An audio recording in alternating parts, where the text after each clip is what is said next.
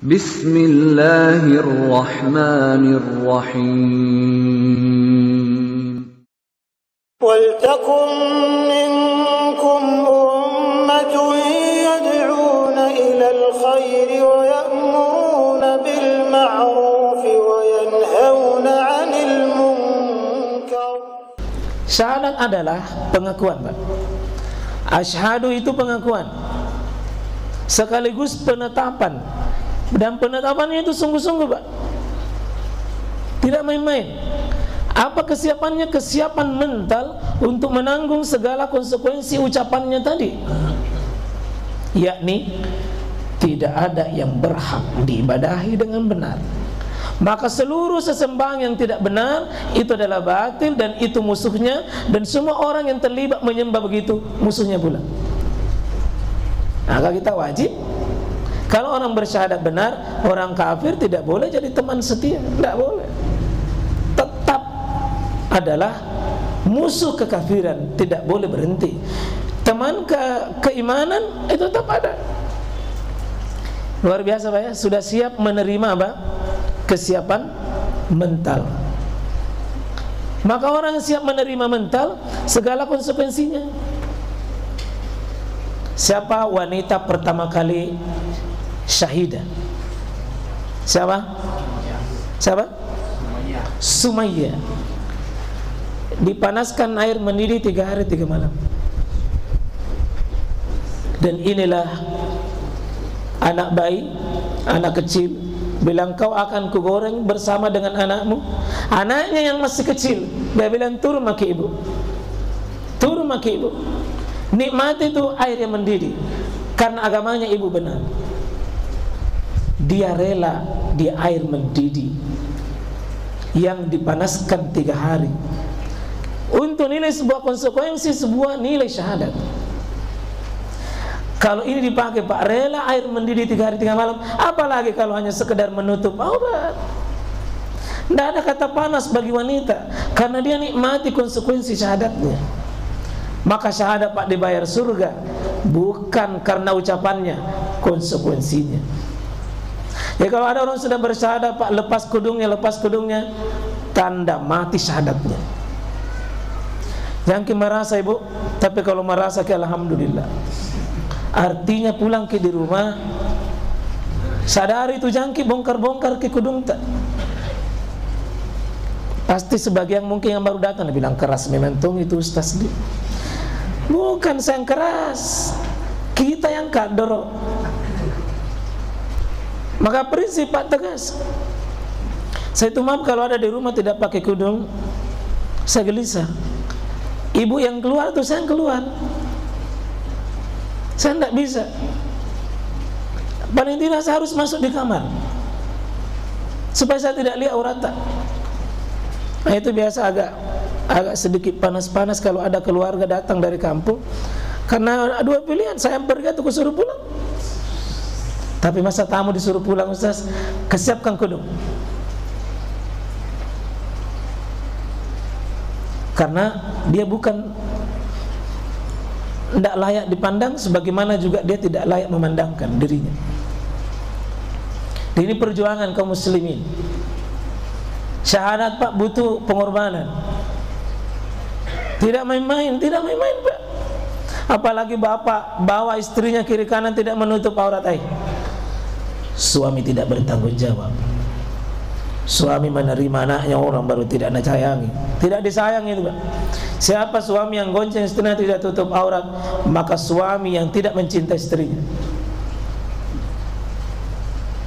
Mau kita tersinggung? Singgung memang gitu. Ya, gitu kira-kira, Pak. Ada kesiapan mental kita terima itu perjanjian, Pak. Karena itu syahadat ikrar, Pak. Ikrar, sumpah, kalimat perjanjian saya dengan Allah. Asyhadu, aku bersaksi, aku bersumpah bahwa ini saya siap taat. Ammar bin Yasir dipotong lehernya hanya karena nilai syahadat, kesiapan mental. Ada sahabat, Pak, dicabut kukunya Dicabut kukunya satu persatu. Bayangkan itu kalau kuku yang dicabut. Tapi dia sempat tersenyum karena seperti dia melihat surga atas konsekuensi mental syahadatnya. Bagaimana sahabat itu Pak digantung di tiang kurma, di pelapa kurma, baru dipanah oleh pemanah-pemanah orang kafir Quraisy. Tapi setiap kena panah, robek dagingnya, sempat tersenyum karena dia bilang, ku nikmati surga. Syahadat dia siap tanggung konsekuensi. Karena itu sahabat kalau mau pergi berperang, Pak, menangis kalau tidak terpilih. Kita tonseng menyesal kalau dipilih. Dan dia kalau mati syahid, semua keluarga mengatakan, alhamdulillah telah syahid si fulan. Kita tonseng kasihan nakodo, karena cara pandang yang berbeda. Sahabat rela melepaskan apapun karena kesiapan mental di atas syahadat. Ada yang digergaji kepalanya. Bahkan ada yang saya baca Pak, masalah 60 riwayat para sahabat. Ada yang diikat tangannya kanan kirinya, diikat pahanya kiri kanan, baru bersamaan kuda 4, terpotong 4 jasadnya. Karena syahadat Pak, surga bayarannya. Masa surga bayarannya baru tidak ada pengorbanan? Tidak mungkin. Tidak mungkin Pak, masa surga seluas langit, seluas bumi baru tidak ada pengorbanan? Tidak mungkin. Tidak mungkin Pak. Syahadat itu butuh berjuang. Saya masuk yang ketiga. Syahadat itu adalah kesadaran yang paling dalam. Ini kesadaran paling dalam untuk siap menerima tugas. Untuk siap menerima tugas. Jadi syahadat itu dia harus sadar bahwa saya sesudah ini ada tugasku. Bukan seperti orang mengisi formulir, tanda tangan, selesai. Bukan. Syahadat itu awal dari sebuah tugas. Karena itu Abu Dzar Al-Ghifari ketika dia masuk Islam dari Madinah jalan kaki ke Mekah kurang lebih 2 bulan Pak. Tidak pernah makan kecuali minum air Zam-Zam. Dia bersyahadat, dan sesudah bersyahadat asyhadu an la ilaha illallah asyhadu anna muhammadar rasulullah, bersilat Bilal di depannya, Abu Dzar Al-Ghifari di depannya Nabi. Apa dia bilang? Atamuruni ya Rasulullah, apa yang kau perintahkan sama saya Rasul? Apa tugasku ya Rasul? Apa yang saya lakukan sesudah syahadat ini? Jadi syahadat itu Pak, awal sebuah tugas. Maaf ya, sudah berapa lama kita berislam dan sudah mengikuti syahadat? Apa yang kita sudah lakukan dengan Islam kan kita? Apa yang kita lakukan dengan syahadat kita? Karena itu tugas pertama sholat.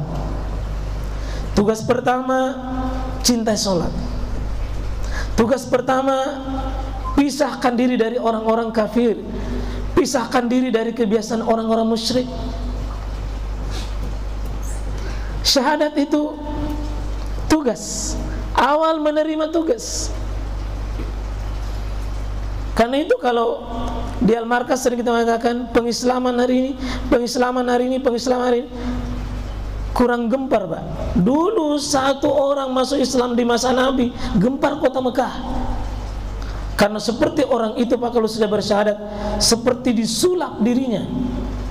Abdullah ibn Mas'ud tadinya budak penggembala, nilai hidupnya tidak selebih sekedar hanya seorang budak. Kalau dia makan kadang tidak ada apa-apanya, bahkan dia tidak memiliki dirinya karena budak. Tapi begitu dia sudah bersyahadat, orang yang pertama kali mengaji perdengarkan besar-besar di hadapan besar kafir Quraisy, Abdurrahman bin Auf, Abdullah ibn Mas'ud. Beliau membaca surah Ar-Rahman waktu itu. Padahal dulu sebelum masuk Islam Pak, lewat di depan raja saja, di depan tuannya, tidak berani. Begitu dia masuk Islam, berani baca ayat di depannya para pembesar-pembesar orang kafir. Lalu orang kafir mengatakan, haza sihrun mubin. Ini sihir yang nyata. Ini sihir yang nyata. Makanya sekalian, orang berislam itu Pak memang berubah. Orang berislam itu memang mesti berubah.